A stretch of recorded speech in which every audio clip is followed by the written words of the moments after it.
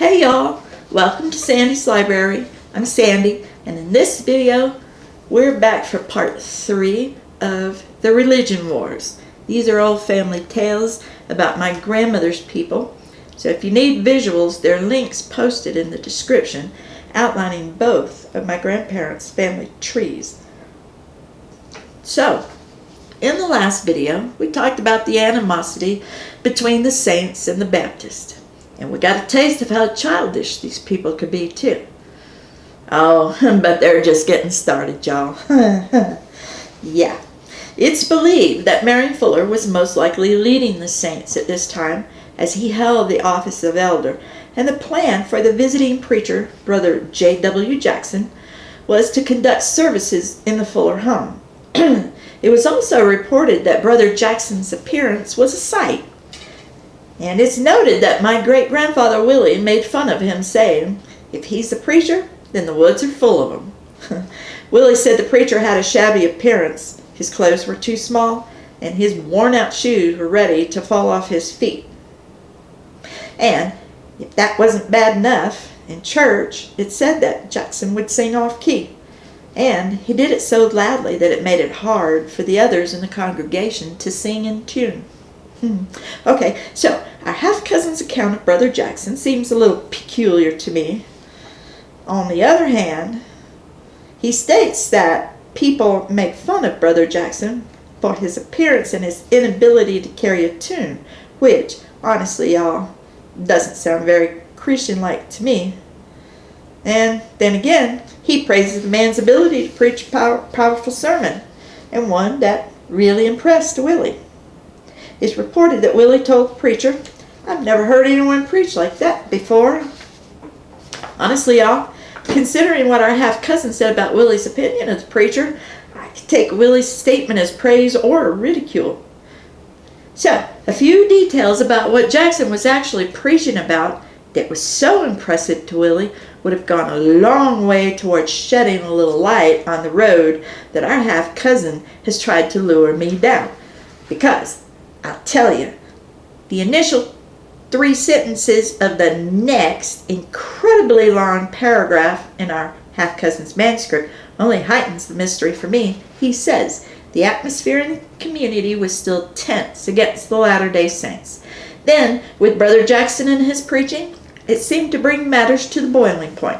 The mob made the decision to rid themselves of the Mormon preacher and his followers. So, based on the aforementioned, I'm thinking after the pranks, there was still tension in the air between the Baptists and the Saints. And since the Saints had recently relinquished the church building back to the Baptists, maybe the Baptists thought they were rid of this problem once and for all. I mean, the Saints, they no longer had a house of worship. They now had to resort to conducting services in their homes. And you know, if I'd been one of the Baptists, I can see how I might think we had won. And then that damn preacher shows up with his newfangled preaching. What in the world could he have been preaching about that was so upsetting to the Baptists? I mean, really, I grew up in the RLDS church. We believed in God, we believed in Jesus, and we were taught that he was coming back to save us all, except for the sinners. We were taught there is a heaven and a hell. If you sin, you're going to hell. We claimed Joseph Smith, but not Brigham Young. This particular group of people did not believe in polygamy, y'all. Hell, we're talking about people who barely believe in sex inside of marriage. Never mind outside of it. Not out in the open, anyway. So, I have to ask myself again, what was it about this preaching that got the community so riled up that they set out to rid themselves of this preacher and his followers? It just doesn't fit the narrative that the Baptists were so kind and loving to offer their building to the Saints so everybody had a chance to worship the Lord. Yet, for no apparent reason, they turn on the very people they're being charitable to, and, far as I know, no one's given a reason for the animosity between the two factions. And remember, our half-cousin says there was animosity prior to the Fuller-Riley fistfight. So, I'm convinced something more was going on there. Somebody left out a huge part of this story. And I'm just trying to piece it all together with these little tidbits of facts that I found in our half-cousin's manuscript. And y'all, please remember, the 2 church groups I'm talking about are now defunct. So anyone attending a Mount Olive Baptist Church or the new incarnation of the RLDS Church, well, y'all shouldn't take this as a personal jab toward your own church. I'm not talking about the churches of anyone who is alive today. We're talking about a bunch of people who lived over 100 years ago, and there was much more going on with their stories than our half-cousin was telling. Now, with all these childish summer camp-like pranks that had been going on,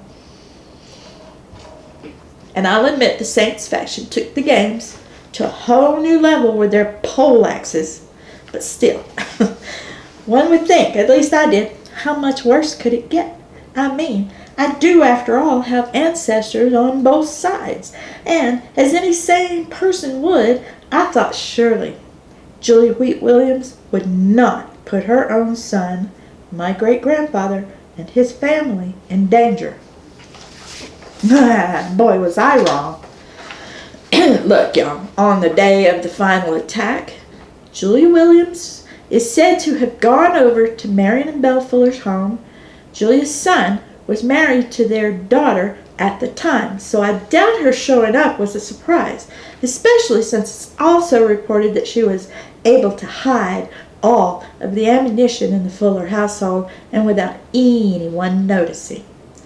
Later, she said she did this because she didn't want anyone to get killed. Maybe that's true.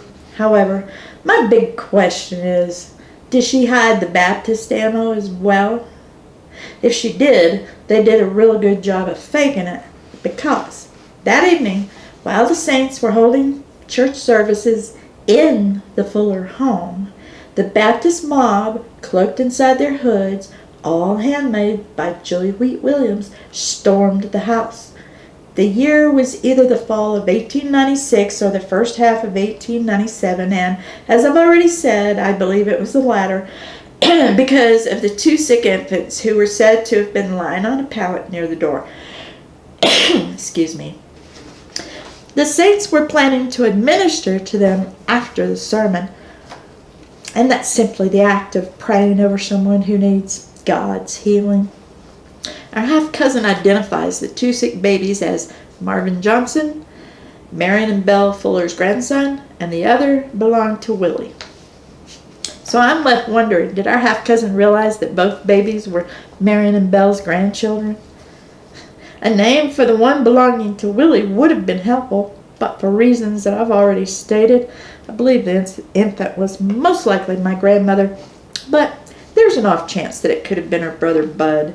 But anyway, as the front of the mob entered the house, Marion Fuller, grandfather of both those babies, and Willie Williams, father of one of the babies, rushed toward the children who were lying near the door.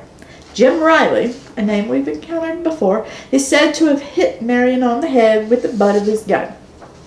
But y'all, I found it interesting that our half-cousin took the storyteller's word for the identity of the assaulter, since he was, after all, supposed to be wearing a hood.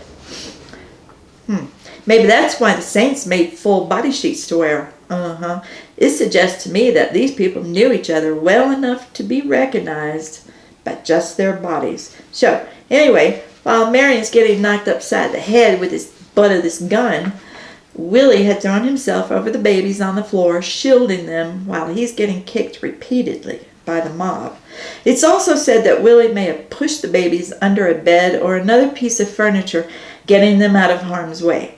Meanwhile, the angry mob confronts Brother Jackson, demanding he leave the area and take his doctrine with him. And again, I'm asking myself, why? Why did these people find it necessary to barge into someone else's home to break up a church service? Since, we're just really barely digging into the surface. So, and this video is getting a little bit long, so we're going to take a look at that and more of this story in our next video. So, Stay tuned. Later, Gators.